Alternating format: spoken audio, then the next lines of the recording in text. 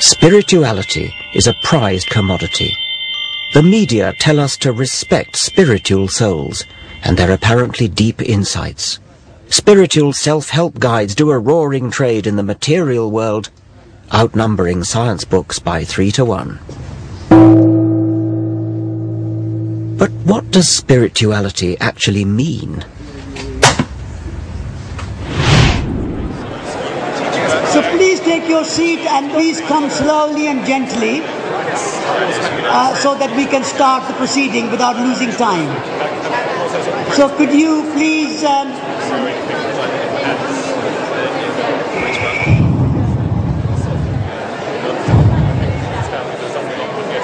Satish Kumar is the editor of Resurgence, an ecological magazine at the sandal-wearing end of the Green Movement, and he counts amongst his many fans Prince Charles and the Dalai Lama.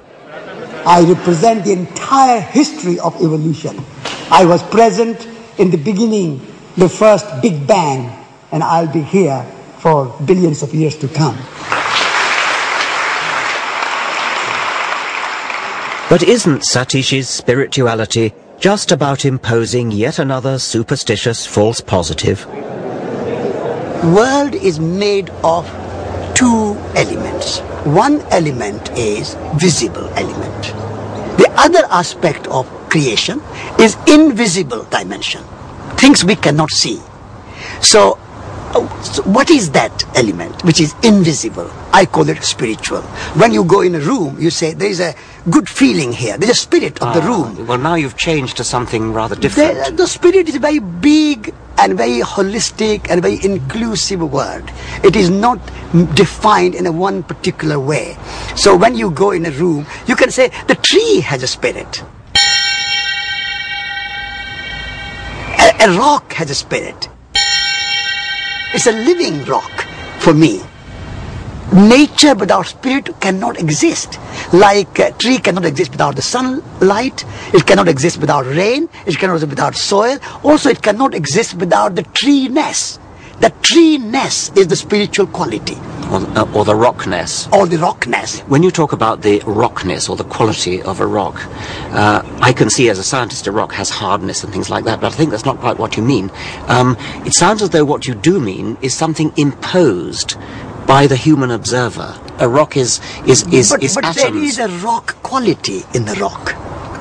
Well, that's a matter of assertion. I mean, you are now simply asserting that. Asserting, I'm understanding it. This is my understanding. Okay. Some may understand more fully than others, but it is not imposed. It is there. It all sounds very poetic, but it's not reality.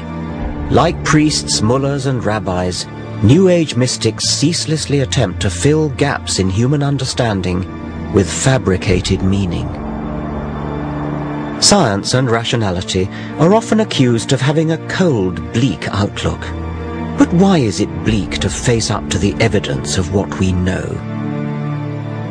The word mundane has come to mean boring and dull. And it really shouldn't. It should mean the opposite, because it comes from the Latin mundus, meaning the world, and the world is anything but dull.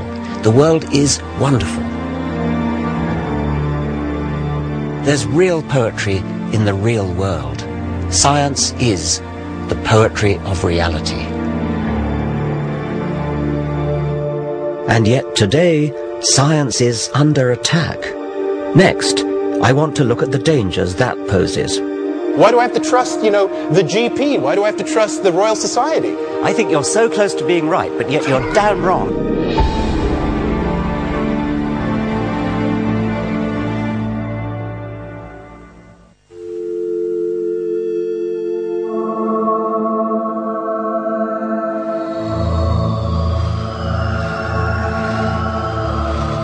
In the last 50 years, science has put a man on the moon, cloned a sheep, decoded the human genome.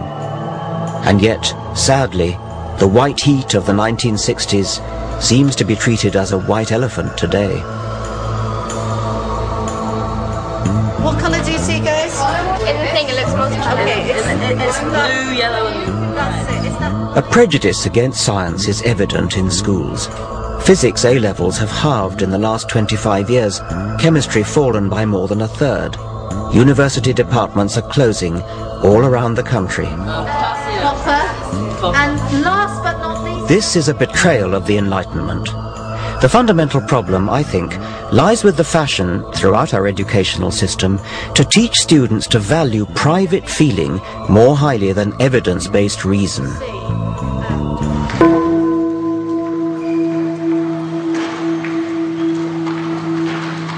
This is rooted in the postmodern relativist agenda.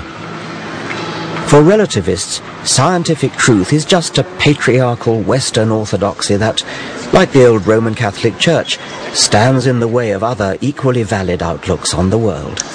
With things like the paranormal, the drive for alternative medicine, all these kinds of movements away from the orthodoxy in science, I see it a lot as like the Protestant Reformation was vis-a-vis Roman Catholicism. Internet, in a way, is kind of functioning as a kind of information source, very much like the printing press did in the 15th century and 16th century, that is in a sense empowering people to sort of look up stuff for themselves in terms of different kinds of treatments and things like that, and in a way not trusting the experts anymore. Saying, well, look, why do I have to trust, the GP? Why do I have to trust the Royal Society? I think you're so close to being right, but yet you're damn wrong. You're absolutely wrong. I would like to take that ball and run with it in a different direction. Yes, we want to question authority. We don't want to say, because this person is the president of the Royal Society, therefore what he says is right.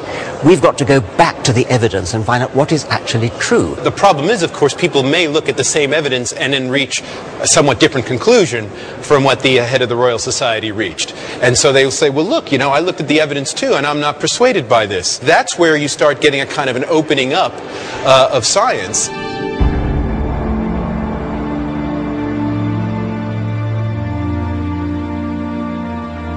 Steve Fuller is of course right that the internet is revolutionizing how we use and consume information.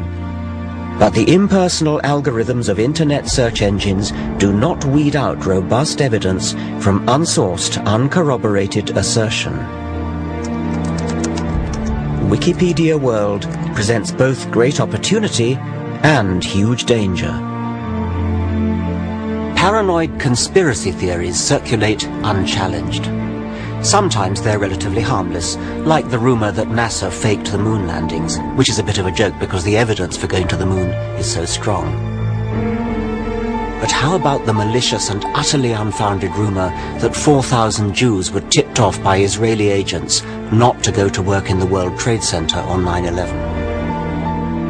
It's one of the nasty lies circulating as truth in the blog community of racists and religious fundamentalists.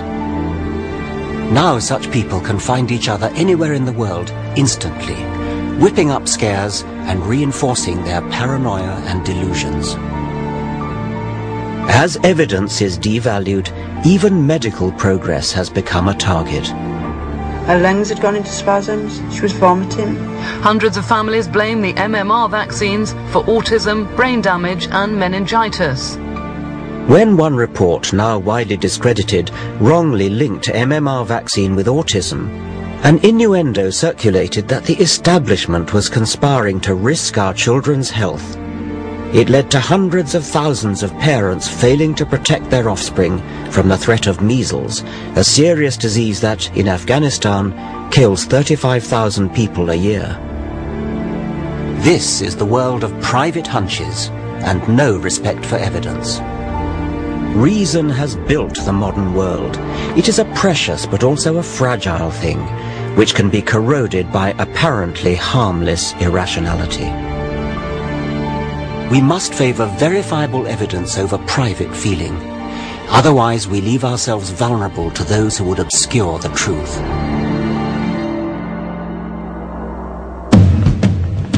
Next week, I look at how health has become one of the fiercest battlegrounds between reason and superstition.